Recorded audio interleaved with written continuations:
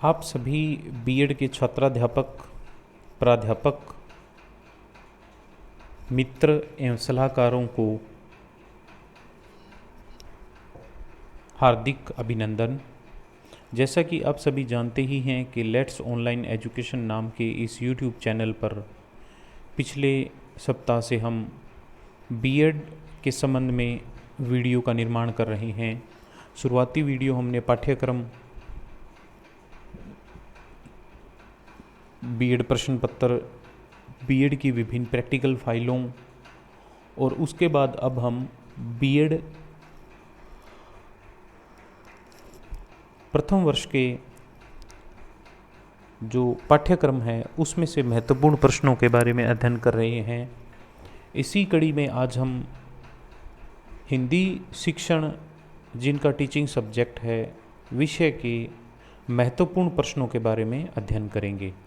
अगर अभी तक आपने हमारे इस YouTube channel let's online education को सब्सक्राइब नहीं किया है तो अभी ही इस यूट्यूब चैनल को सब्सक्राइब करें, वीडियो को ज़्यादा से ज़्यादा लाइक और शेयर करें ताकि बीएड के ज़्यादा से ज़्यादा विद्यार्थी हमारी इस मुहिम का एक हिस्सा बन सकें और इस मुहिम का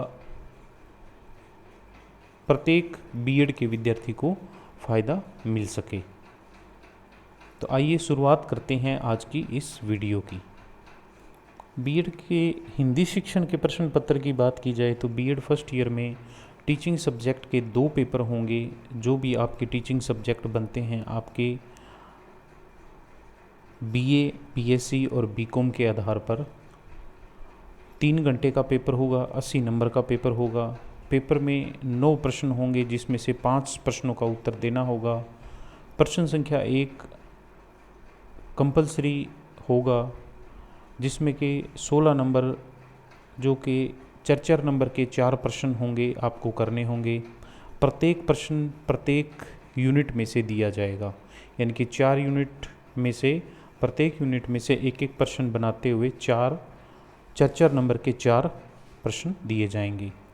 उसके बाद प्रश्न नंबर 2 से 9 तक जो बाकी 8 प्रश्न हैं वो प्रत्येक यूनिट में से 2 बड़े प्रश्न दिए जाएंगे जिनमें से आपको एक प्रश्न का उत्तर देना होगा और यह लॉन्ग आंसर टाइप प्रश्न होगा।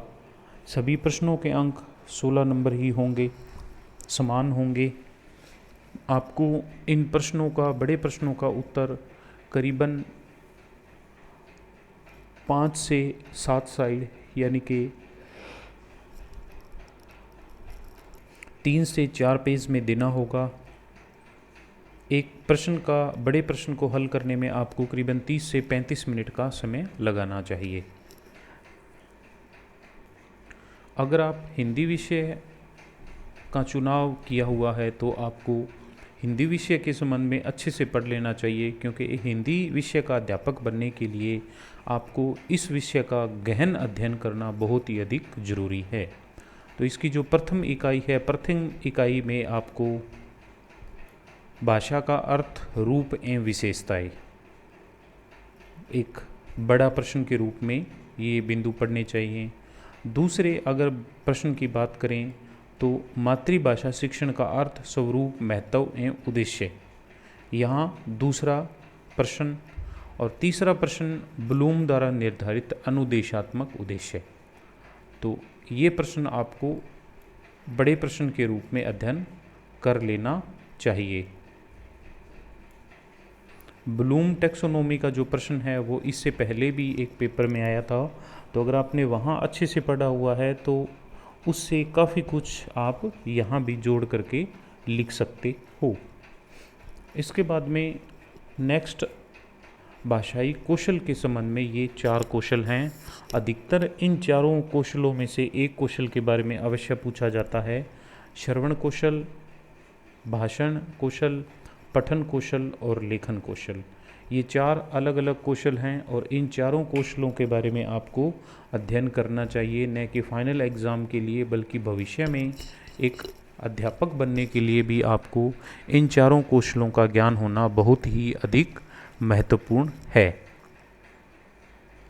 तो यहाँ इन 4 कौशल से 4 प्रश्न आपको अध्ययन करने पड़ेंगे। श्रवण कौशल, भाषण कौशल, पठन कौशल और लेखन कौशल। इसके बाद अगर हम बड़े प्रश्न की बात करें तो हिंदी शिक्षण में सूचना तकनीक की उपयोगिता एवं प्रयोग, यह एक बड़ा प्रश्न बनता है जो कि आपने एजुकेशन टेक्नोलॉजी के संबंध में पहले भी पढ़ा हुआ है। बस शिक्षा तकनीक के बारे में आपने इससे पहले भी एक विषय में पढ़ा हुआ है। यहाँ आपको विशेष ध्यान इतना ही रखना है कि उसको हिंदी भाषा से जोड़ करके उसका अध्ययन करना होगा। यूनिट नंबर अगर 2 की बात की जाए तो यूनिट नंबर 2 में हिंदी पाठ्य पुस्तक निर्माण एवं समीक्षा, इस बड़े प्रश्न को आपको अवश्य याद करना चाहिए। ठीक इसी तरह हिंदी पाठ्य पुस्तक की विशेषता एवं समीक्षा, यह है हिंदी पाठ्यक्रम से संबंधित और ये है हिंदी पाठ्य पुस्तक से संबंधित। तो ये दोनों ही प्रश्न एक तरह से महत्वपूर्ण हैं और आपको ये याद करने चाहिए। ठीक इसी तरह पाठ्य योजना के संबंध में भी अक्सर एक बड़ा प्रश्न पूछ लिया जाता है। तो पाठ्य योजना, क्योंकि आपने फाइल खुद ही बनाई है, तो ऐसी परिस्थिति में आपको पाठ्य योजना बनाने का ध्यान है ही कि पाठ्य योजना किस तरह, उसमें सहायक सामग्री, फिर उद्देश्य, सामान्य और विशिष्ट, उसके बाद में पूर्व ज्ञान परीक्षण, उपविषय की उद्घोषणा, प्रस्तुतिकरण और फिर 4 कॉलम, शिक्षण बिंदु, छात्र अध्यापक क्रिया, छात्र क्रिया और शामपट कार्य। पाठ का एक भाग पढ़ाने के बाद में आंशिक पुनरावृत्ति और फिर बचा हुआ भाग पढ़ाने के बाद में अंतिम पुनरावृत्ति, उसके बाद में सामान्यीकरण और सबसे अंत में गृह कार्य।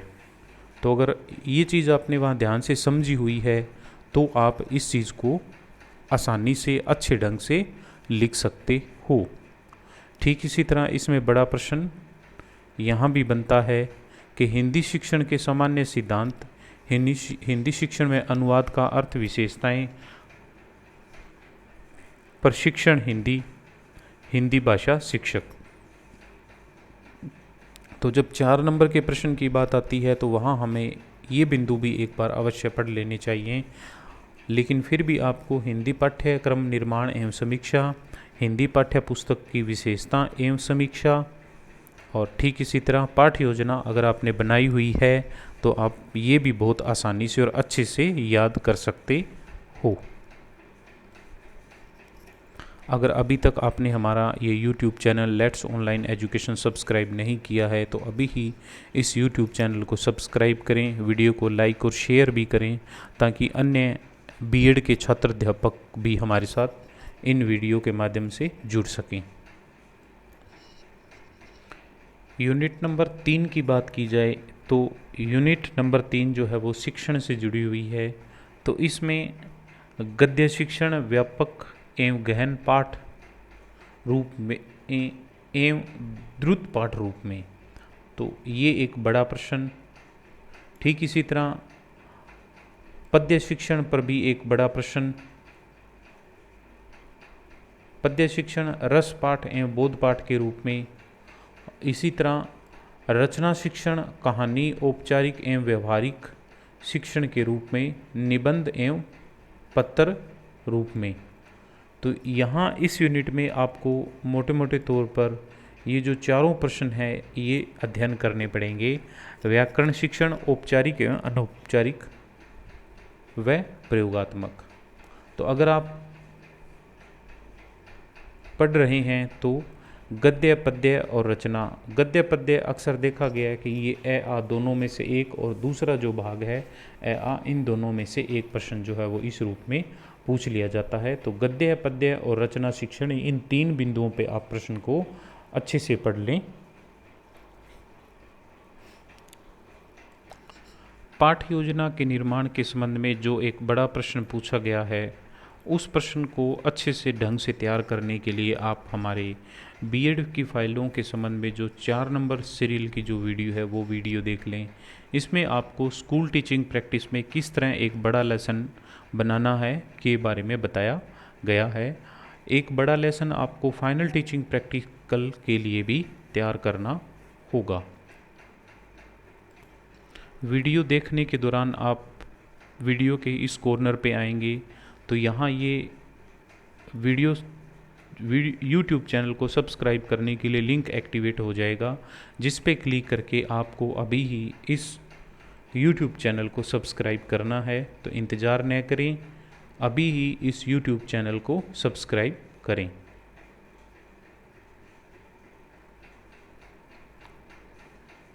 उम्मीद है कि आपने इस यूट्यूब चैनल को अभी सब्सक्राइब कर दिया होगा।